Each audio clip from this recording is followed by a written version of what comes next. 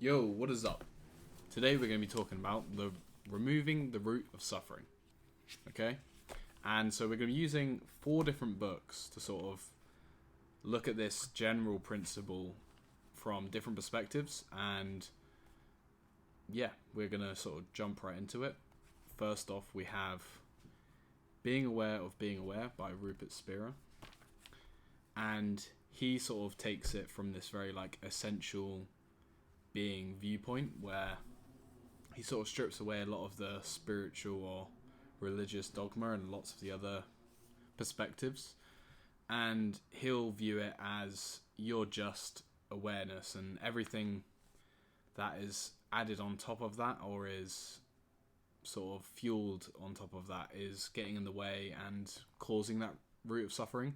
And so tapping into your general essential nature and practicing that and being skillful into falling into recognizing that you're this like ocean of awareness is generally his viewpoint, and sort of sees consciousness as like a fundamental substrate of the universe, which gets into like worldview and philosophy. But effectively, if you get in touch with what you are and you end up unidentifying with things like thoughts, feelings, mind, body energy, you strip away all of those in terms of identity, like form identity, and you sort of start identifying with the formless awareness, then you're gradually reducing that grip of suffering.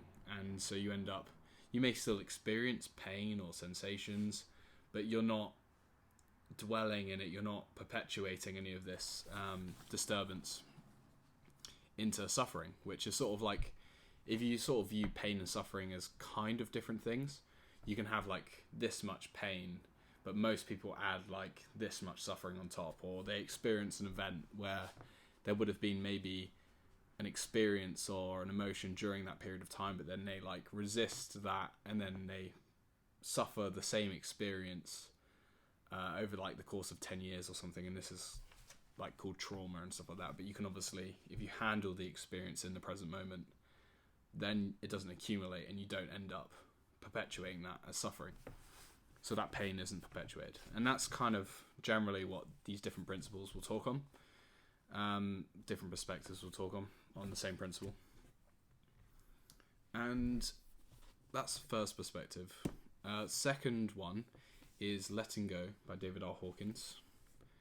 The Pathway of Surrender. And surrender, like a lot of people don't, from when speaking to people, they don't quite understand what surrender means at first glance. It probably can be better translated into like acceptance or general like allowing of a situation, or commitment, devotion. It's kind of this like subtle thing that you have to sort of first hand experience. And the letting go practice, which is a practice, is the process of being with certain feelings or memories or energy and not resisting them, not clinging to them. He uses the terms like repression, suppression, or expression, and the fourth option in that would be letting go. So all these negative things that you could let go of, you now can choose to let go of, and it sort of, you build up momentum in letting go of all these things from the past, and then you start doing it like moment to moment in the present.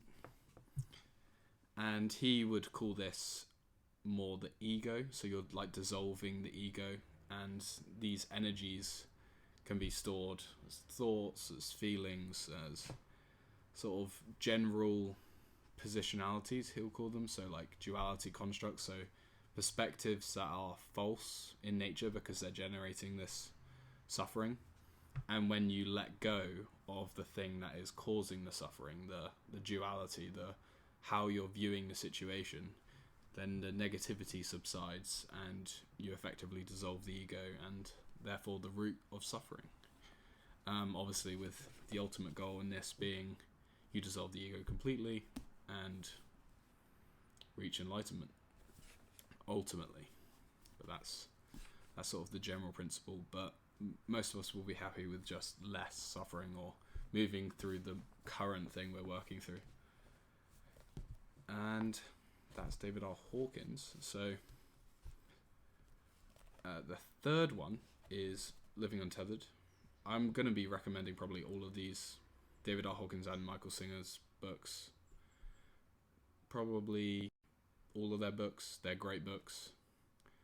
And we're just going to be talking on two of them just as they're really good examples for removing the root of suffering. So Living Untethered, probably Michael Singer's most practical book. Probably Letting Go. Same for David R. Hawkins. Living Untethered, the general principle he gives for removing the root of suffering, he wouldn't call it the ego, he'd call it like the samskara, or things you're resisting and clinging. And his method for removing that root of suffering would be an open heart, or bhakti yoga, this term of handling the moment, handling the present situation. And it is a subtle difference to letting go, because he would probably also use the word surrender, but it's more of a loving principle.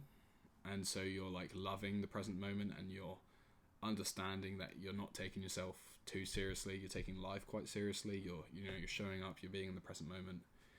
And it's this service based openness, I think would be the best way to describe it. But yeah, again, beyond the human predicament. So if you're not resisting, if you're not clinging in his sort of frame, you're not accumulating samskaras, you're not accumulating these things that are causing suffering. So that's that one. Okay, and fourth, but by no means least, is Karma, A Yogi's Guide to Crafting Your Destiny by Sadhguru. So this one talks on karma as memory or patterns or conditions. He breaks it up into 8 types of karma or memories, and these different types of memories are stored in different ways and will show up in different ways in your life. And the idea is, if you aren't subject to your past, your previous programs, these could be genetic, they could be accumulated in this lifetime, they could be even as ones that you can't quite explain, they're inarticulate, but they are memories necessarily paving the way for your trajectory in the future.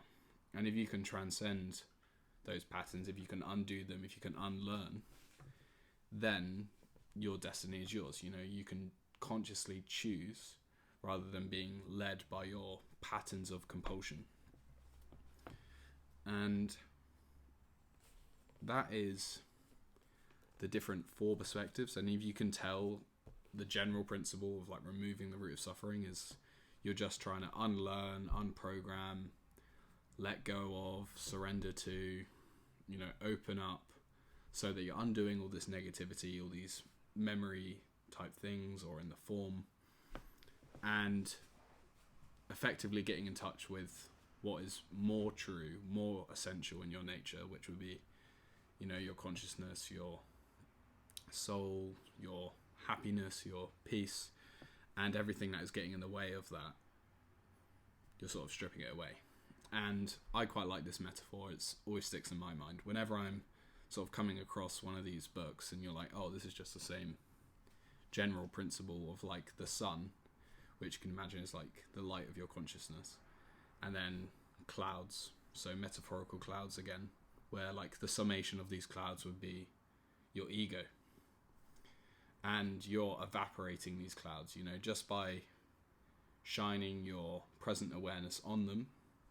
You effectively are making the unconscious conscious.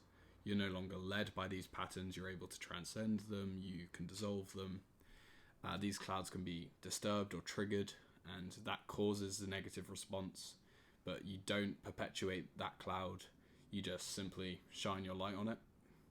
And that sort of is the undoing of it. And yeah, that's all I wanted to leave you with. So that is removing the root of suffering. You can start to see this pattern everywhere, this general principle everywhere. Giving you 4 books where this principle is like sort of laid out in different ways. So I recommend you read at least one of them, but if not, I hope this video has helped you. That's it for today, guys. Just a short one. Sweet.